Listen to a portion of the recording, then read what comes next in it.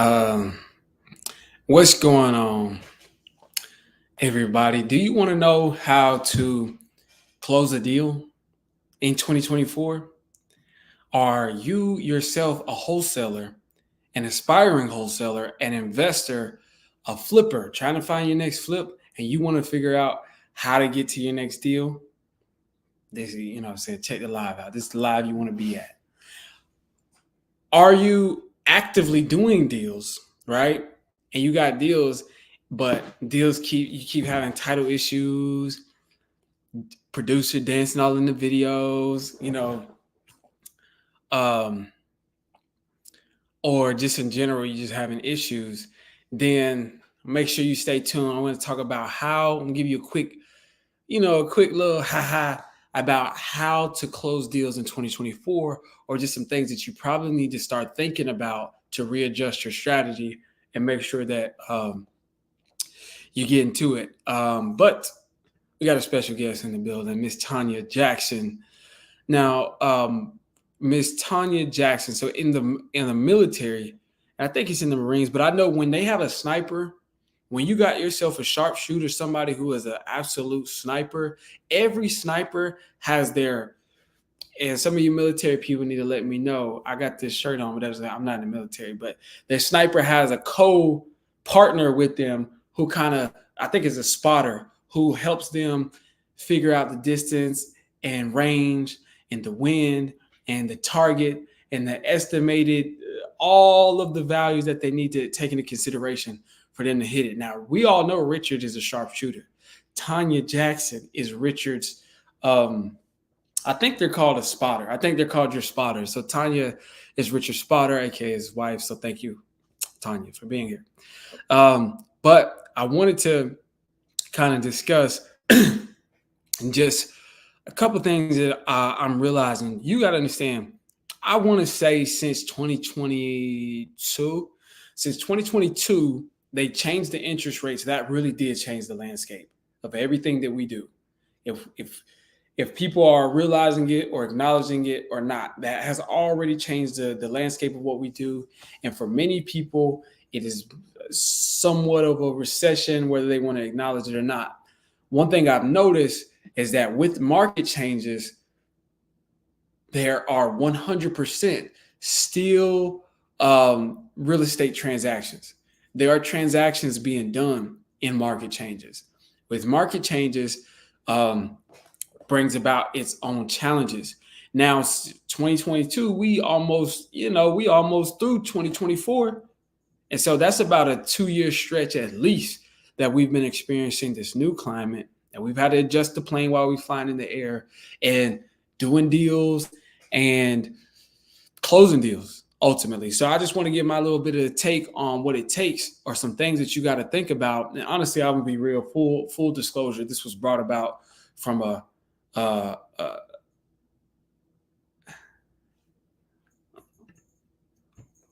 gotta have his back always. And then we got the CEO, Cord plus Air plus Cordero. I've heard a lot of plays on my name. I feel like I've heard that one before, Cordero. But a guy in high school, he said Cordero, like a roll of quarters. Like a roll of quarters, bro. That gets me every time. He called me Cordero. Because people, you know what I'm saying. But shout out to the CEO coming in. And we got the sharpshooter himself, Mr. Jackson, just finishing up dinner. But things that I want to talk about, I watched the interview with Gary Keller. Well, actually, it was a podcast he was doing. I'm not going to say much like this one. It was clearly better than this one. But he was giving his take on it as somebody who's been in the industry and has weathered about 5 market corrections, 5 recessions, or whatever you want to call them, because there's been a lot of things in between. And so I think when you have somebody, just obviously wisdom trumps a lot of obviously wisdom is going to trump a lot of YouTubers. Obviously wisdom is going to trump inexperience any day. And so just kind of gleaning from that, some things that I notice is that you got to keep in mind, there are transactions being done, there are deals being closed. But one thing we notice is that going into it is that off rip adjusting our numbers is important, right? We've had to adjust our lead flow and how we get leads. For whatever crazy reason, when the market changed, so did the vendors. And they had a hard time adjusting. It's just like when it rains, it storms. So a lot of y'all can attest that when things started to shift in the market around that time, launch control started to glitch out on us, right? Some of the dialers, a lot of what we knew changed, and we had to adjust with it, right? And so our numbers, whereas before we would kind of look at it and say, I need X amount of leads to do X amount of deals. That's different because now with certain market changes, you can get certain amount of contracts. We always say contacts equal contracts, but there's more KPIs beyond that. Because once you get the contract, you got to close it. You got to get the contracts over to the buyers to get the buyers under contract. And you get the buyers under contract, you got to get that to the title company. And then the more contracts you get to the title company, the more likely you're going to close a deal. But there's a lot in between there. The more contracts you get in this market, the more title issues you're going to have, the more people who just don't show up, who are going to back out of those contracts, who are not going to deliver on their word. Now, I think all of us have experienced that. If you got any level of experience in the business, you've experienced somebody backing out on your contract. But maybe if you've been doing it since pre-2022, 2021, early 2022 even, but 2021, 2020, so on and so forth, maybe you notice that it's been a lot more lately. Maybe you haven't. Maybe you're just having a good old time. And then in that case, we need to have some coffee. But we had to adjust our numbers to account for that. Whereas before, we can get 4 deals under contract, 4 deals are probably going to close. Now you get 4 deals under contract, and maybe 1 or 2 of them is going to close. And then the other 2 is going to not close. That person's not going to come through, or that is going to get pushed out. Now we got to draw it out where we thought we were going to close in 30 days. The seller has real serious title issues. We won't be closing for another 3 months after what we thought we would, you know what I'm saying? So those are things to keep in mind. And so what you have to do is 10X. Listen here, guys. Massive action is the cure-all for all of this. The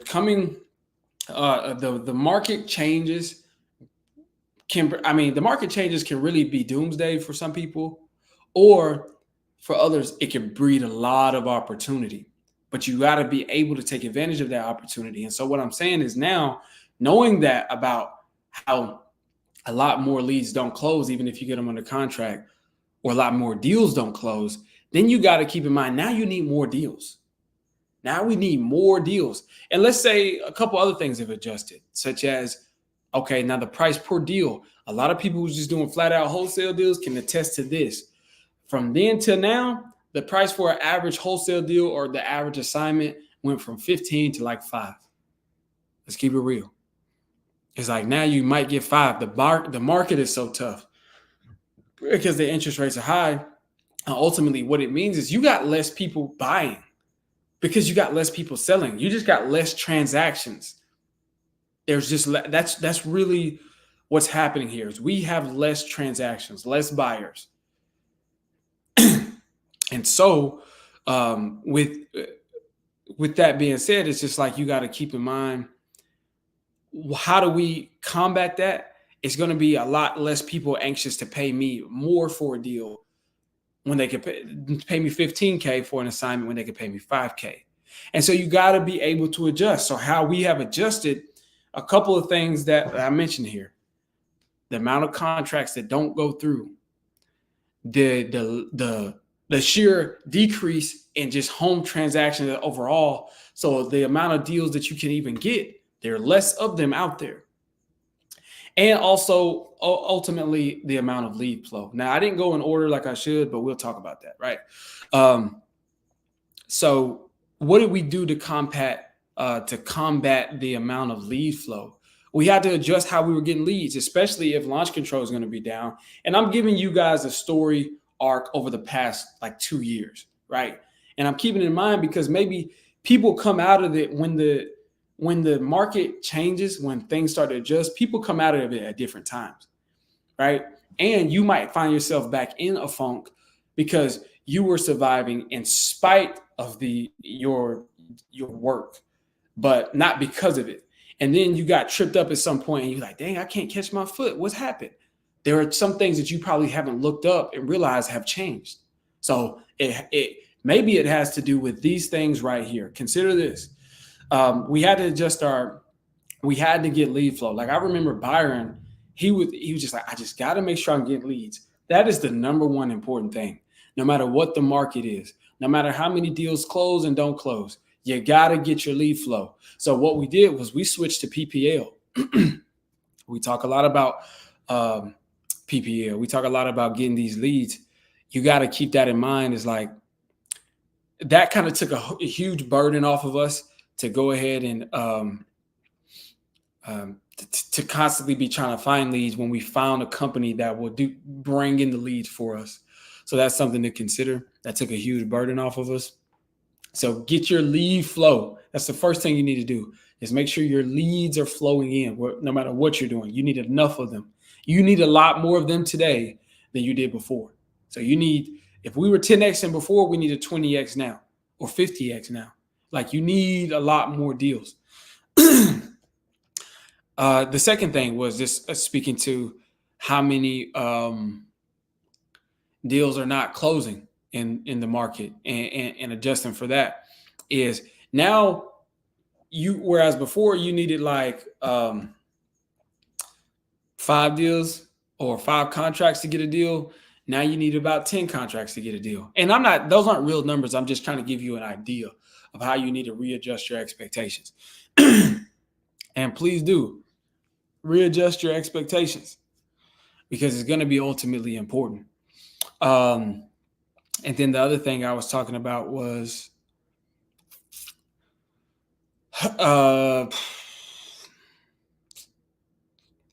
deals under contract. And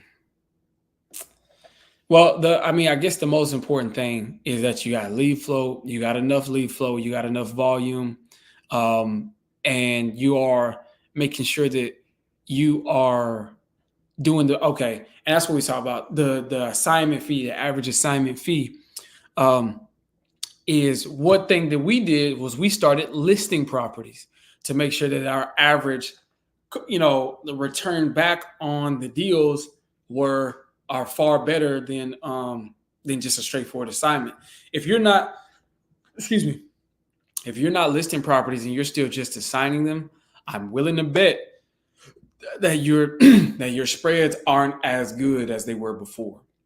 You can still hit some home runs, but if you list the properties, you can get more cheese. You can get more bread. You got more quarters in your quarter roll. So consider that. Keep that in mind.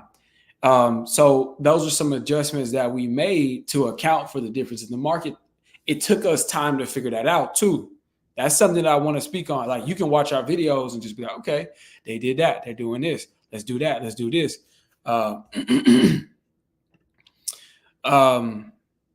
Eduardo, yo, what's up, Eduardo? But it's things that you have to find out just on your own journey. You got to kind of figure out these things. You can listen to us, but a big part of the business or being in business in general is figuring stuff out. You got to solve other people's problems. That's the core. That's the basic principles of business is solving problems for people and figuring out how to scale that. Like if you got a restaurant, the problem you solve is I'm hungry. If you got a fast food restaurant, the problem you solve is I'm hungry. I just picked the kids up from school. I don't have time to make dinner. I got a project due tomorrow. I got all this time and I don't have time. I need to swing through a drive-through and grab something. And then how do we scale that up? You know what I mean? And so just think of all businesses and consider that they all solve a core problem. And that's what our business does too, by the way, very much so. But you can't solve other people's problems if you can't solve your own problem, such as my lead flow or my deal flow or getting larger spreads on each deal. and making sure that I'm buying, that I'm getting enough leads, spending enough on my marketing, but that I'm still making money. Like I'm spending enough on my marketing, but I'm not going broke. I'm not spending $5,000 on marketing to close a $5,000 deal. And it's just like, now you ain't doing nothing. So those are some things to consider. How to close deals. Um, Another thing is to close deals. Yes, sir. We are buying leads these days. We're buying leads. We're buying PPL leads. And a lot of the guys we work with are buying PPL leads. All right.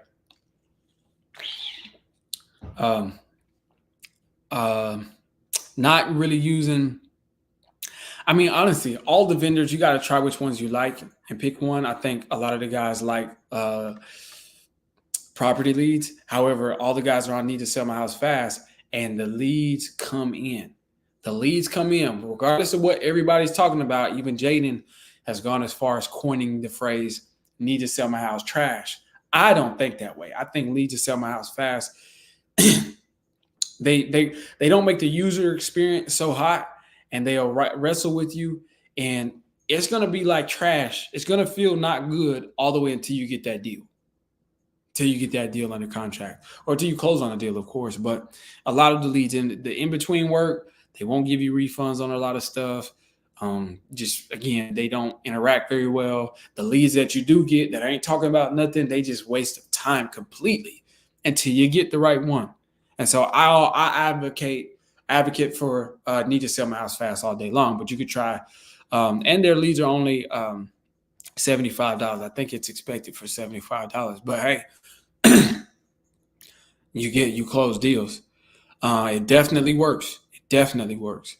But again, all of these things, from us buying leads, from us learning how to list properties and stuff like that, all of that came out of necessity, and us pivoting, and us being like, think about a plane flying in the air, and you got to fix like something goes wrong when the engine goes down, and you got to fix that plane while you're flying. It's just like a lot of people decided to give up. Everybody here, ask yourself this: how many people do you know, or did you know in 2021? Let's just say 2021, who were in the real estate business, talking about the real estate business, saying that they were going to get into a yay, nay, yes, no, maybe so, and they never did. Or when 2022 happens, because they waited for so long, but when they did, and then when 22 happens, you ain't seen them since. They gotten out of it, and they don't even watch these videos anymore. You guys are here still trying to figure it out, or you might just be new to the game. But regardless, it's just like a lot of people don't try to fix the plane while they're in the air. They just find a parachute and jump out to save themselves. But I think if you make a commitment to this, it can be very, very, very. Obviously, I believe in it, and like I said, it took us some time, but we found what works. It's working. What's the lead to deal ratio? Lead to deal ratio. Lead to deal ratio. I don't know why I would say deal to lead ratio. Deal to lead ratio. But I know exactly what you're talking about, Eduardo. So I think, and I'm going to give a subjective opinion. I want to say if you just getting started, probably like 20 to 1. You gotta get 20 and you can close. If you get 20, you go and close one. But I think the better we get at it is more like 15 to 1. And I think if you average it out, it's probably like it's 15 to 20 to deal under contract. Right. And again, like I was talking about, you might need to get a couple contracts to close one in a 30 to 60 day window. Right. Some of the deals we got them locked up and they just haven't closed yet. They're still going to close. But I'm just keeping that in mind because that's important too, to consider. If I spend all this money on leads, if I do all this work to close the lead and get them locked up, and you say, hey, it's going to be a $50,000 spread, but you get it in 50 years, it's like, that's not as attractive. That's not sexy. Been in real estate since 2022. So, I mean, you got in at a good time, depending on what part of that year. But regardless, it's always a good time to get in. I was in Byron's first Zoom calls back in the day. Oh, I remember you. Bro. Yeah. No, I remember you, Eduardo. Eduardo, if I'm not mistaken, you used to have a chain. You used to rock the necklace. I'm I'm mistaken. I could be wrong about that, but I remember you, bro. But yeah, definitely buying leads now. Not doing. I mean, you still cold calling, still texting. I've got. We're still getting leads and stuff like off of doing like probate, cold calls, um, texting, stuff like that. But the hot thing right now is definitely paying for leads, just because again, a big part is lead flow. That's something that you got to consider, and you got to get have more of a control over. And when you find like pay a company to kind of take over for you, I mean, and we still are we're evolving into doing our own PPC, is what they would say. Because at that point, now we're doing our own search engine optimization. At that point, basically, instead of paying per lead, paying a company who runs ads, and then every time they get a lead, they sell a lead for 75 bucks to us. We're going to run our own ads. So like of this example, whereas think about driving around your city and the major city, the nearest major city to you guys, and you're driving around whether it's downtown Atlanta, downtown Nashville, LA, and you see billboards all up through the city. There are companies who will put billboards up that say, need to sell your house, call this number. And then every time somebody calls that number, they'll divvy it out accordingly, and they'll say, hey, okay, it's Richard's turn to get this lead. And then they'll say, okay, it's Cordero's turn to get this lead, yada, yada, yada. But, and we pay, like I said, $75. It's a bidding system or whatever. Highest bid wins, and you get that lead. But we're slowly transitioning. I'm predicting the future is that we'll be putting up our own billboards and figuring out which parts of town, like getting off this exit, you get more traction, or does it, getting off this exit, or being on this main road, or being off on the side street, which billboard, what colors get the most attraction. And that's what it's like, but on the internet. And that's what it kind of takes. You got to play around with it, which is why we do PPL now, is because it would cost us a lot more money and a lot more time and energy to and we tried that, honestly. We actually have done that. We got a little bit of experience. It didn't go so hot, but that's a part of growth. That's why I feel confident in doing it, because I had the failures before. But doing PPC is probably where we're going to go to, and that came out of transition from just sheer necessity. I've gotten 24 leads and I got 5 under contract. Yeah. As a matter of fact, Richard, let me borrow some money, man, because he's going to be living up to his name pretty soon.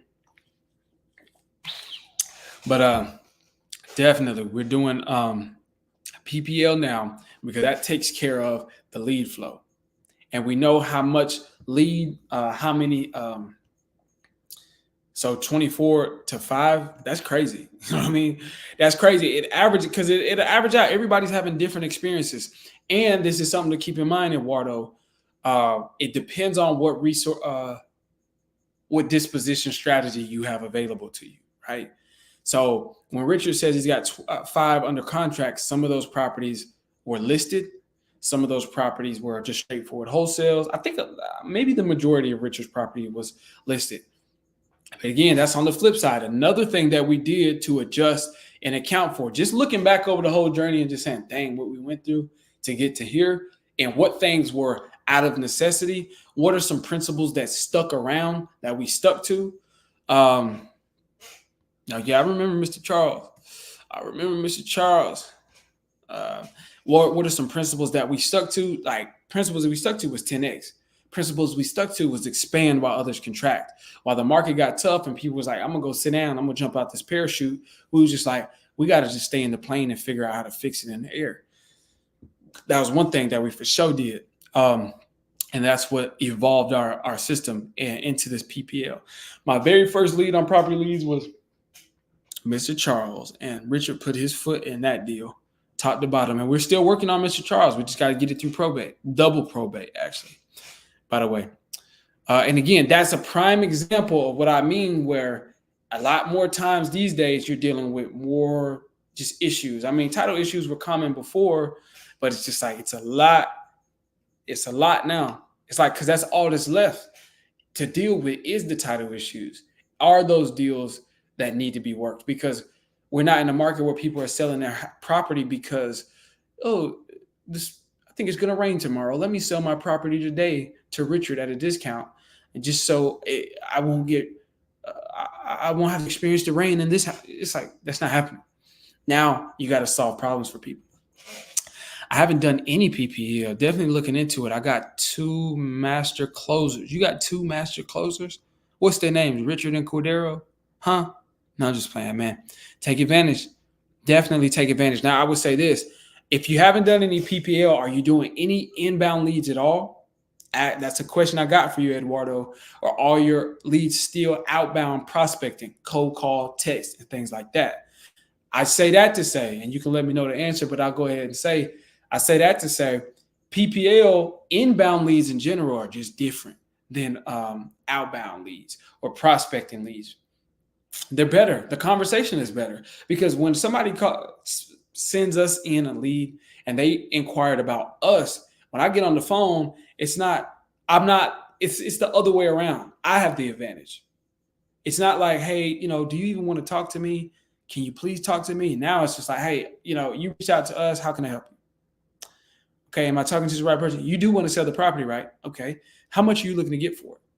Whereas on a prospecting, I would probably say talking about numbers to the end because I have to build up some sort of rapport and trust to even get them to give me a number. Because at any point in time, they could always say, well, you called me. What's your offer? Right? Now, with the PPL, and give or take, it depends. Because for example, with need to sell my house fast, they kind of market or advertise like people who want a cash offer instead of people who need to sell the house fast, ironically. So people come in and they're like, oh, I just expected an offer. I didn't expect to have to talk to you. And so, but still, if the better you get at it, then and you got master closers, you say, so the better you get at it, they'll be able to kind of deal with that. But I'm not going to say it's easier, but I like the conversation as a closer, as a cleaner, as somebody who's heading over acquisitions. I like the conversations with PPL leads a lot more than outbound leads. But I mean, like I said, we still cold call, and if somebody wants to sell, they want to sell. It don't really matter how you get to them. So definitely look into the PPL list. All was listed. That's a strategy, a dispo strategy. Like back in 2021, hedge funds was the way. And if you can get tapped in, and I got tapped into the hedge funds right as that ended. I didn't get any hedge funds until they stopped buying. That's when I start getting the phone numbers for the hedge funds. Doggone it. What a world. But now it's listing. Listing is the best disposition strategy because you get access to the largest buyer pool, which is Earth.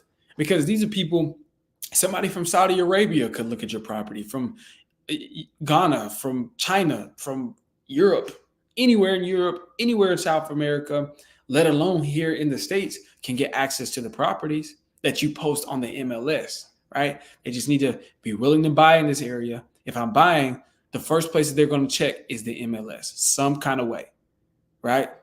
And so keeping that in mind, the MLS is the best dispo strategy.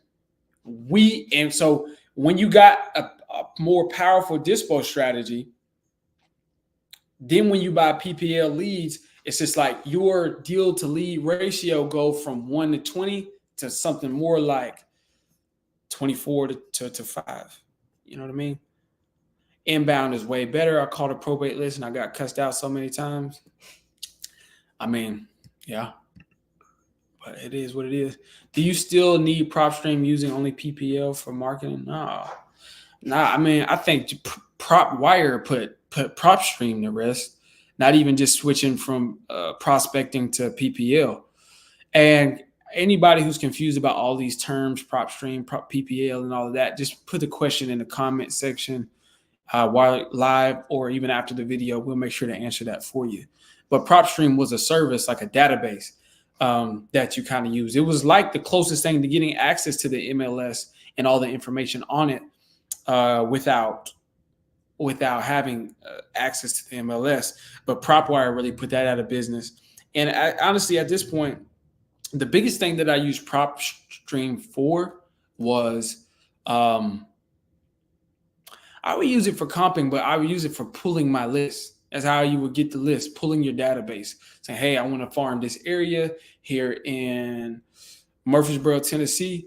And so I went to PropStream. I pulled up the area. I filtered out my list, and I pulled the list. And then I went to a different website to skip trace it, which you would then take the list of names and addresses, and then they will put a phone number. When you skip trace it, they will put a phone number with it, and that costs more money. PropStream costs like $100 a month. You got like 30,000 records to pull a month, and then you go to Lead Sherpa, Batch Leads, or whatever you want, and you would skip trace. That's kind of been done out because PropWire will give you the same thing.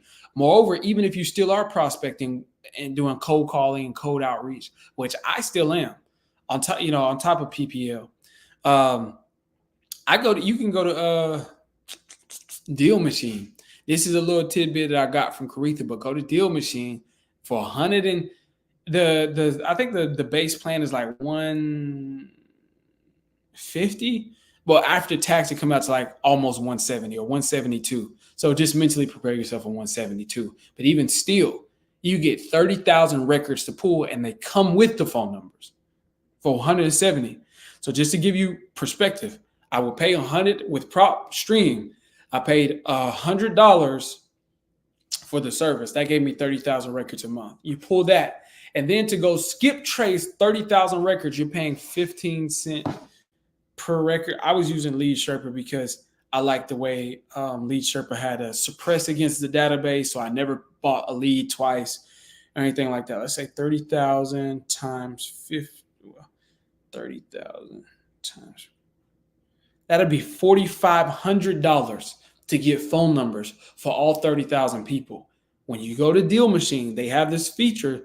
They don't advertise it as much as their other like driving for dollars stuff, but I don't even use it for that. For $170, basically, that's all in all, you can get 30,000. So $4,500 to $170 for the same amount.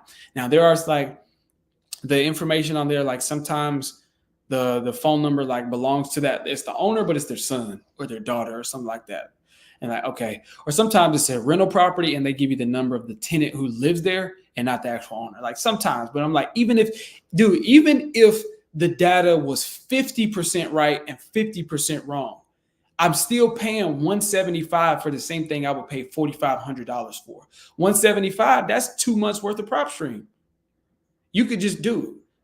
Pay $175 and get 30,000 leads. That means you got 15,000 leads. You still coming out winning, even if 50% of your numbers are wrong. And it's not. I use it. It's pretty good. So that's another service that I use. But for the most part with PPL, you don't have to use that for data. You can still use PropStream to like skip trace and get more accurate comps. Excuse me. You can use PropStream. You can use it to skip trace, but that's not what I meant. You can use it to comp properties, but you can just use Zillow to comp properties, bro. I mean, just to see what has sold in the area. I mean, that's kind of how we do it. You can use, but PropWire really put PropStream out the business, if you ask me. And then, I mean, we just don't, you don't really need to pull it as far as like data and information. You can use PropWire. We do use PropWire. And then as far as pulling lists, use something else. But again, all of these things are really a result of my point of this whole thing when it comes to just closing deals in this market. Everything that we know now is a result of the shift and then us making the adjustments as the market changed. And so there were just like some dog fights and there were some errors for us to even be like, hey, do PPL, it works. For Richard to be able to sit here and say, it definitely works. We had to go through some mistakes to even get to this point, to be able to have proof of concept, right? And so that's something that we feel confident in this market. Us improving lead flow is by one things that we've done is to improve the amount of lead flows. We kind of took lead flow off of our hands. So I don't have to worry about sending all 10,000 text messages and responding to 10,000 text messages a day, or to do all the cold calling, or to check all the VAs. You can just pay X amount of dollars, $75 per lead, and put a budget and let the leads come to you. Boom, that takes care of one thing. Now the deal spread, the average assignment fee, it shrunk. It just shrunk because the market shrunk. So what did we do? We started improving our dispo. Excuse me. We started improving on our dispo. We added other things. The biggest thing that we realized was listing the properties, which we talk a lot about that in all of our videos. Now, instead of just wholesaling it off market, we get the permission from the seller. We explain to them how this is going to benefit them.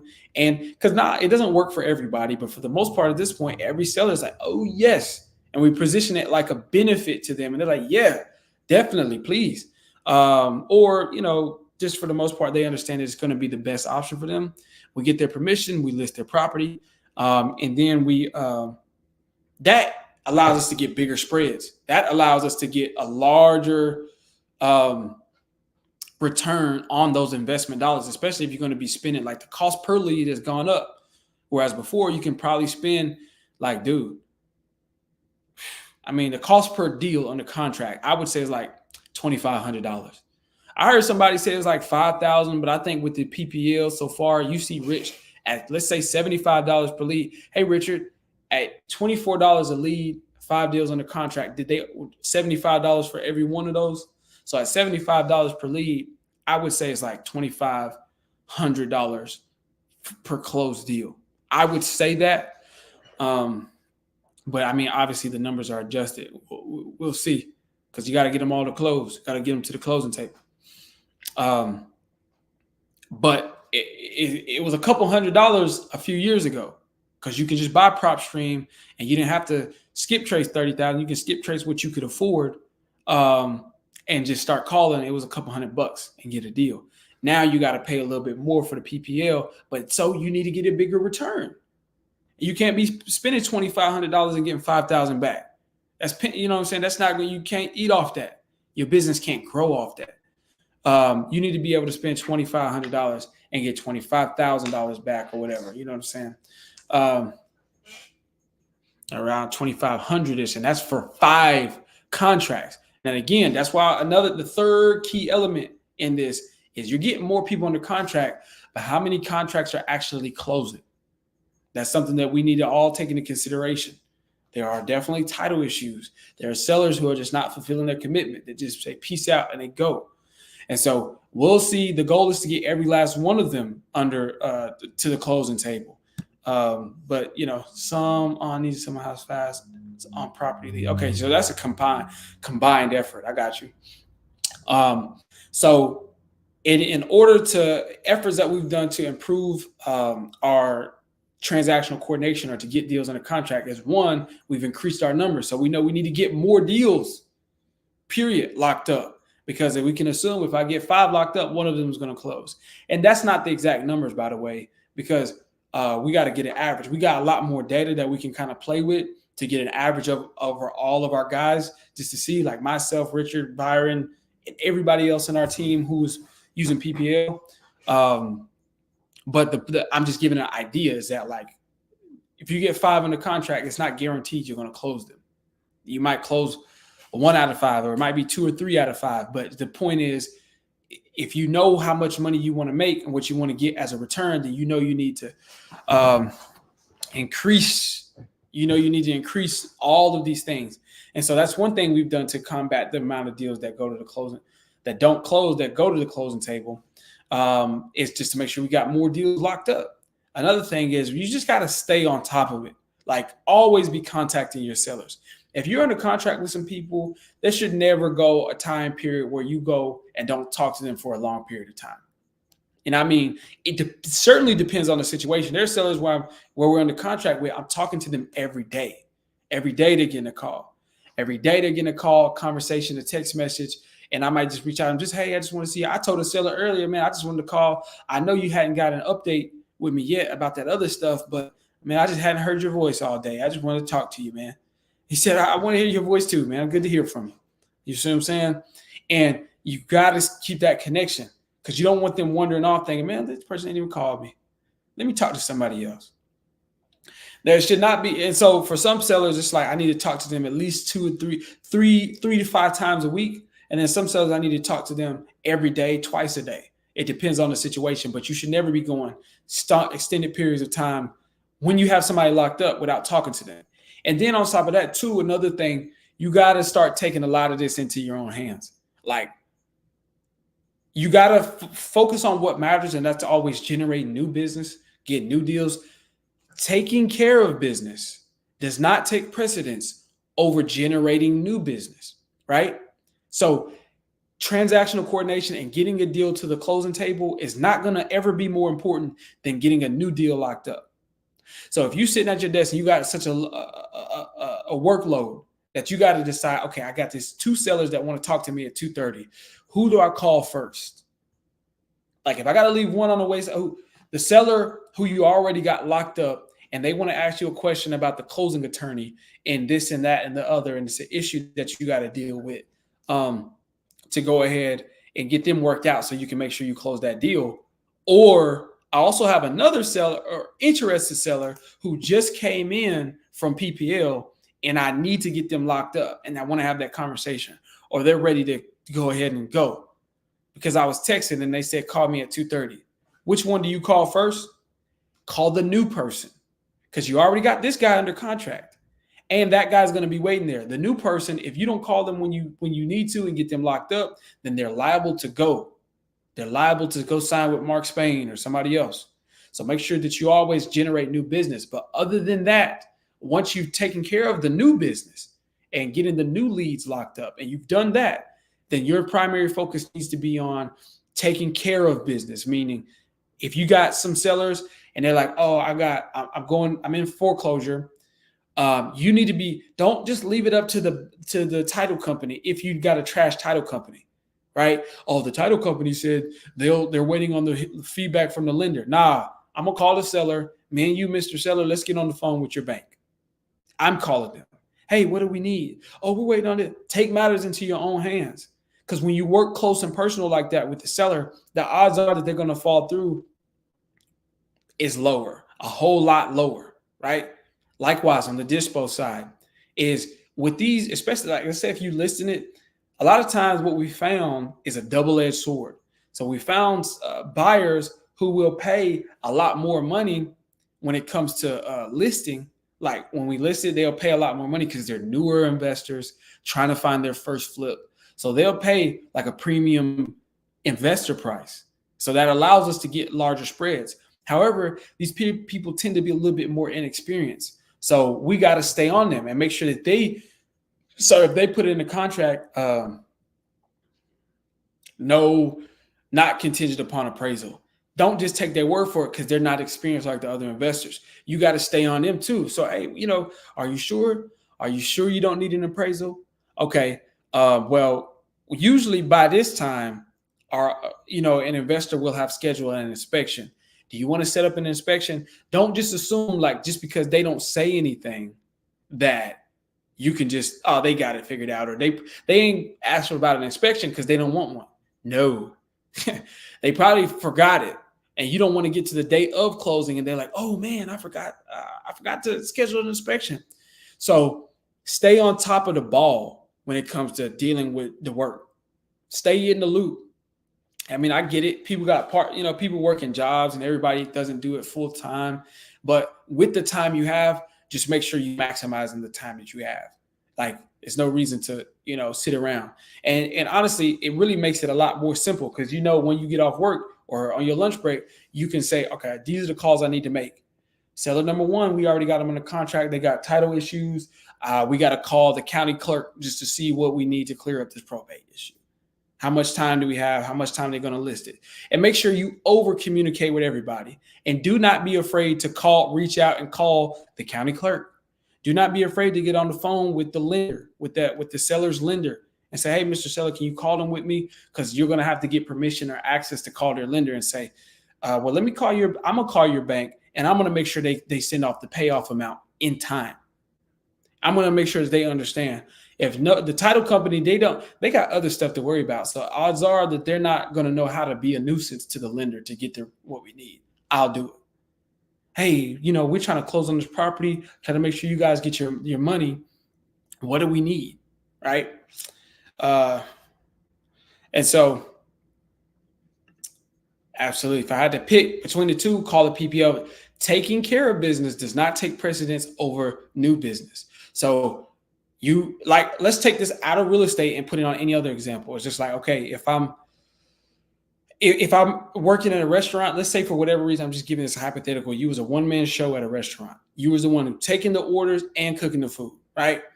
If you got 5 customers in line, the point is you before you start cooking the food, you want to take all 5 customers' orders. I know that sounds crazy, but you don't want to take one customer's order and then go start cooking the food. Now you got 4 people just sitting for you to make this guy's burger. You make his burger, give it back to him, and then take the next person's order and then go. Nah, take all 5 people's order and then go start cooking all 5 orders. That's just more efficient. But also now you've taken their orders, you got them locked into some form of commitment. So that's why I say, don't stop to start cooking the food before you take care of the new business.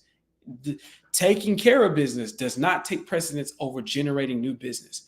And that also means if your workload is getting tighter and tighter or heavier and you're kind of stressful, just remember the one thing that you cannot compromise on at all is new leads coming down the pipeline, keeping your pipeline full, getting new people under contract. That's the blood. That's the lungs. That's the breath. That's all the cells in your body. That's the bones. That's the protein. That's the carbs. That's the fats. That's everything you need. It's new deals. Because whatever problem you got can be solved by getting new deals. Dang it. I mean, it kind of sucks. That deal fell through. You know what would help? You know what the best thing to do or to have when a deal falls through? A new deal, another deal, a larger deal. Dang it. We just missed out on a 50K deal just fell through. Here comes a 75K deal. But if you get so focused on what you got and not getting more of what you need, then you're going to be lost. Grant Cardone said it like this. It's like breathing. Success is like breathing. Your last breath was important, but it's not nearly as important as your next breath. Keep that in mind. I look at it as if they're under contract, I'm getting that money, so now I want new money. But I get that, Rich, but you want to think, that's what I'm saying is, just because they're under contract doesn't mean they're secure, right? Just because they're under contract doesn't mean it's a guarantee. I wouldn't necessarily look at it like, okay, they're good to go. And it's fair what you're saying, but my point is, if it comes between getting new money and taking care of the money that's already in the bag, to some degree, the money that's already in the or up in the air in the bag ahead of your head, you still got to pop that bubble for the money to fall. But at least it's there. At least it's there. Get the new money and then worry about popping the bubble. But get right back to taking care of business because it's still not guaranteed. They don't close until it closes. And call Cordero if you need to get them locked up. If you need to get them locked up, man, let me know. I mean, Richard is pretty good at it too, man. Richard does what he does. But I got to let y'all know something, man. We're going to stop the show. My guy, he's in a different country. He's in London. Yeah, you heard me right. He's in London. He completely abandoned us here in the States. But the guy, that boy Jade, is a man now. He's 21, man. Happy birthday. You know what I'm saying? That boy Jade, 21, and he's in London right now, bro. He's in the inns, and he's getting hold on, man. Let me check my London lingo. Inns. Ting, proper ting. He's getting the chicken burger. Get the chicken burger with the burger sauce. You know what I'm saying? But Jade is 21. He can finally drink alcohol legally and stop sneaking it into his mom's house without her permission. I agree. Learn from me.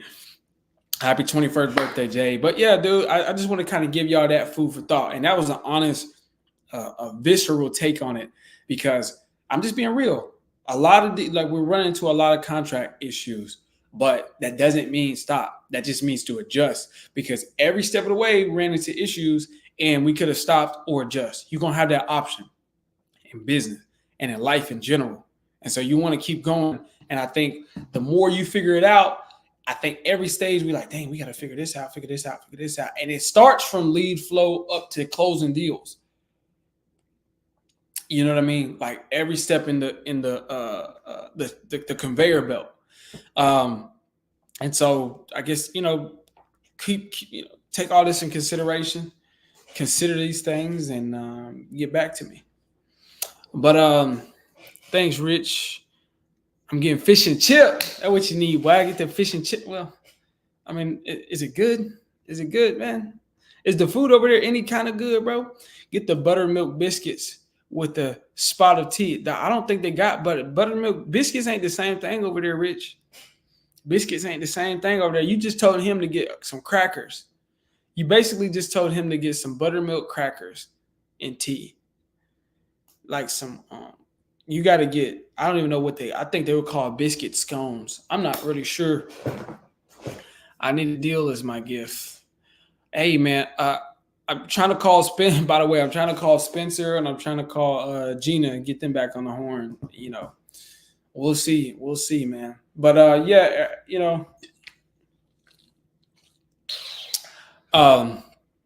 shout out to everybody. Thank y'all for coming through. Watch it over again. If you got questions, go back in the comment section, leave questions, let us know, or let me know, and we can answer that for y'all. But I appreciate everybody. I'm about to call it a night. Thank y'all. Happy birthday. Well, let me give you some shout outs, man. Shout out to Richard, man. Shout out to Rich. Happy birthday, Jade. Shout out to the fish and chips that Jade is eating, man. The NT10. Shout out to you. Shout out to you, man. Shout out to Eduardo. All money in. CEO, which means that getting money is the life I chose. Shout out to the CEO and shout out to Miss Tanya Jackson. And everybody else who watched and didn't say anything.